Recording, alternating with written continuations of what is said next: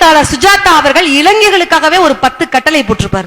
இளைஞர்கள் தயவு செய்து ஃபாலோ பண்ணுங்கன்னு சொல்லிட்டு அதை உங்ககிட்ட இந்த மேடையில நான் பகிர்ந்துக்கணும்னு நினைக்கிறேன். 1, கடவுளின் மேல் நம்பிக்கைவே அல்லது உழைப்பின் மேல் நம்பிக்கைவே. 2, உன் அம்மா அப்பா சொல்லும் சின்ன சின்ன வேலைகளுக்கு செவி கொடு. 3 மணி காட்சிக்காக எப்போதும் உன் கல்லூரி படைப்பை தடை செய்யாதே. 4 பக்கமாவது நிச்சயமாக படி, அதில் காதல் காட்சி இருக்கவே வேண்டாம். 5 ரூபாய்க்காவது உன் சொந்த காசில் உழைத்து பார், அப்போதுதான் உழைப்பின் வழி என்ன என்பது புரியும். 6 அறிவு கொண்ட இளைஞனே, கூட இருக்கும் நண்பன் வாடா ஒரு கட்டிங் போடலாம் அப்படின்ட்டு போனா தவறான பாதைக்கு செல்லாமல் இது சரி இது தவறு என்று பிரித்திருந்து செல்.